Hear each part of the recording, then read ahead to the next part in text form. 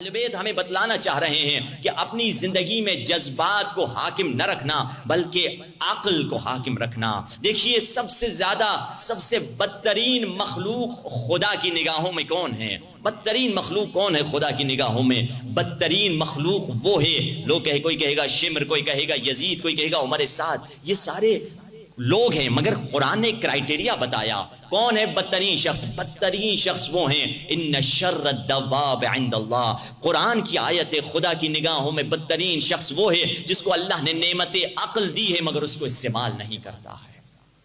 ہم دیکھتے ہیں کل آپ نے سنا بے حیائی کے ذریعے سے ہمارے بچوں کو بے راہ روی کی طرف کھینچا جا رہا ہے، میڈیا کے ذریعے سے، ٹیلی ویژن کے ذریعے سے، مین اسٹریم میڈیا، سوشل میڈیا، تمام جو چیزیں ہیں آج کل الیکٹرانکس میں جو چھپ رہی ہیں ان کے ذریعے سے۔ اور صرف یہ کیا دشمن صرف ہمارے نوجوانوں پر کام کر رہا ہے؟ نہیں، دشمن ہمارے بچوں پر بھی کام کر رہا ہے۔ ہم بے خبر ہیں، ہم سمجھتے ہیں ٹی وی کھول کے بچے کو کارٹون کے سامنے بٹھا دیں یہی تربیت کا طریقہ ہے، یا انٹرنیٹ پر کسی پلے لسٹ، کارٹون کی پلے لسٹ کے سامنے بچوں کو بٹھا دیں، ایک کے بعد دوسرا کارٹون دیکھتا چلا جائے، ماں خوش ہے بچے سے میری جان چھوٹ گئی، میں اپنا جا کے مسالے بھونوں گی، روٹیاں بناؤں گی، میرا بچہ ٹی وی پر بیٹھا ہوا ہے۔ جبکہ تربیت کا یہ طریقہ نہیں ہے۔ تربیت یہ نہیں کہ آپ یہ جو کارٹون بچہ دیکھ رہا ہے ذرا اس پر غور کیجئے، اکثر کارٹون 99% کارٹون یہ صہیونی کمپنیاں بناتی ہیں، یہ زائنس کارٹون بناتے ہیں، یا ڈزنی کے کارٹون یا پکسر کے کارٹون، کوئی بھی کارٹون ہو، اور کتنے کارٹونوں میں انڈائریکٹلی امام زمانہ کے خلاف میسج دیا جاتا ہے،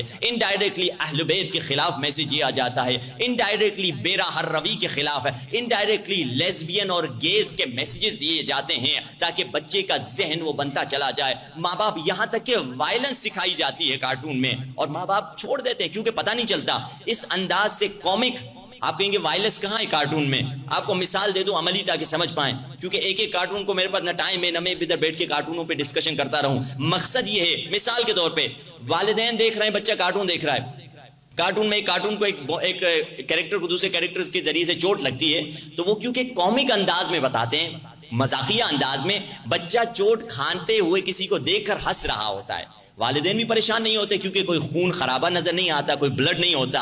یہ بچے کے ذہن میں بٹھایا جا رہا ہے کہ کسی کو چوٹ لگے وہ ہنسے، جبکہ دین کہہ رہا ہے کسی پر ظلم ہو تمہارے دل سے آہ نکلنی چاہیے، تمہیں افسوس کا اظہار کرنا چاہیے، نہ کہ ہنستے رہو۔ یعنی کارٹون کے ذریعے سے بچہ کیا سیکھ رہا ہے؟ اپنا اس کا دل سخت ہوا جا رہا ہے، وائلنس سیکھتا چلا جا رہا ہے۔ اچھا کارٹون مجھے ایک دکھلا دیجئے، بہت مشکل ہے، بہت، اور کارٹون کی انڈسٹری بہت بڑی ہے، اس میں نوجوان آگے بڑھیں، خود اچھے کارٹون، اسلامی کارٹون یا اخلاقی کارٹون بنائیں۔ ملینز آف ڈالر کی بڑی انڈسٹری ہے اور ملینز آف ڈالر کما بھی سکتے ہیں۔ اینیمیشن کی جو انڈسٹری ہے، کارٹون کی انڈسٹری ہے، بچے کی جو پرسنالٹی 7 سال تک بن گئی پھر اس کو آپ بدل نہیں سکتے، اور 7 سال سے پہلے ہم نے میڈیا کے حوالے کر دیا ہے۔ اب 7 سال کے بعد ہاں ٹھیک ہے، موقع ہے 14 سال تک بھی ایک پرسنالٹی بنتی ہے، مگر جو بیسک پرسنالٹی ہے وہ 7 سال تک بن چکی ہوتی ہے، اس میں ہم غور نہیں کرتے، ہم چھوڑ دیتے ہیں۔ بچے کی تربیت کون کرتا ہے؟ وہی کارٹون کر رہے ہوتے ہیں۔ عجیب ہے، جبکہ امام خمینی کہتے ہیں کہ ہر مرد جو معراج پہ پہنچا ہے وہ ایک عورت کی آغوش ہی سے تو پہنچا ہے، مگر جس بچے کو ماں کی آغوش نہیں بچپنے سے کارٹون کی آغوش ملی ہو وہ کہاں معراج پر پہنچے گا؟ ہم نے بچپنے میں بچے کو حوالے کر دیا دشمن کے۔ ایک امریکن مسلمان جو شاید شیعہ بھی نہیں ہوگا، اس کا بہت گہرا جملہ ہے، کہتا ہے ایک پاگل ہی اپنے بچے کی تربیت کی ذمہ داری اپنے دشمن کے حوالے کر دیتا ہے۔ ہم نے اپنے بچوں کی ذمہ داری کارٹون کے حوالے کر دی ہے، اینیمیشن موویز کے حوالے کر دی ہے کہ وہی ہمارے بچے کی تربیت کریں۔ جب بچہ چھوٹا ہے کارٹون کے سامنے، جب بڑا ہوا پھر ہم نے اس کو گیمز میں بٹھا دیا، پلے اسٹیشن، ایکس باکس یا موبائل کی جو گیمز ہیں اس میں بٹھا دیا۔ اس میں بچہ کارٹون میں اس کا دل سخت ہو چکا ہے، اب اس میں خود قتل کر رہا ہے، وائلنس کر رہا ہے، کتنوں کے خون بہا رہا ہے، شمر صفت بنتا چلا جا رہا ہے۔ اور بڑا ہوا ہم نے اپنے نوجوانوں کو ہالی ووڈ اور بالی ووڈ کے سامنے بٹھا دیا، اس میں بے راہ روی، اس میں بے حیائی، اس میں یزید اور شمر کے کیریکٹر کو دیکھ رہا ہے۔ اب یہ بچے کو بچپنے سے جوانی تک ہم نے مکمل یزیدی ماحول فراہم کیا ہے اور امید رکھتے ہیں کہ ہمارا بچہ حسینی بن کے نکلے گا۔ کیا ممکن ہے؟ میڈیا کی ساری فیلڈز ہیں، کارٹون ایک فیلڈ ہے، خود موویز اور ڈرامہ ایک الگ فیلڈ ہیں جس میں ہمارے نوجوانوں کو آگے بڑھنا چاہیے. ظہور امام زمانہ کے لیے اگر کوئی خدمت کرنی ہے میں سمجھ رہا ہوں اس سے بڑھ کر کوئی خدمت نہیں ہوگی. امام خود فرماتے ہیں علیکم بالاحداث. جب بصرے کی طرف ایک شخص جا رہا تھا اس سے مولا سے پوچھا آپ کے دین کی کیا خدمت کروں؟ مولا نے کہا علیک بالاحداث، اگر تم چاہتے ہو ہمارے دین کی خدمت کرو بصرے میں جا کر چھوٹے بچوں پر کام کرنا شروع کرو.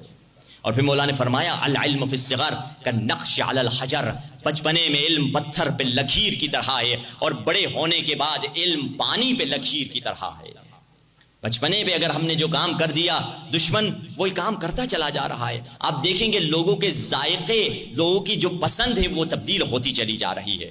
ایک چیز مثال کے طور پہ آپ پسند کرتے ہیں، آپ کا بچہ پسند نہیں کرتا، جبکہ اسی سوسائٹی میں پلا ہے، وہی آپ کے ساتھ پلا ہے. کیونکہ دیکھ دیکھ کر جو بچے، یہاں تک کہ اب ماڈرن، یہاں تک کہ کتنے ایسے کارٹونز میں باہر ملکوں میں آسٹریلیا میں ہم گئے، کہا کہ ان بچوں کو یہ برگر نہیں دکھایا جائے. کیوں؟ کیونکہ یہ بچہ برگر دیکھ رہے ہیں تو زیادہ برگر جو چیز دیکھتے ہیں پھر ان کو وہی کھانے کا دل کرتا ہے. جب وہ کھاتے ہیں تو ان میں بہت زیادہ موٹاپا آ جاتا ہے. یعنی وہ صحت، دنیاوی صحت کی وجہ سے وہ کر رہے ہیں.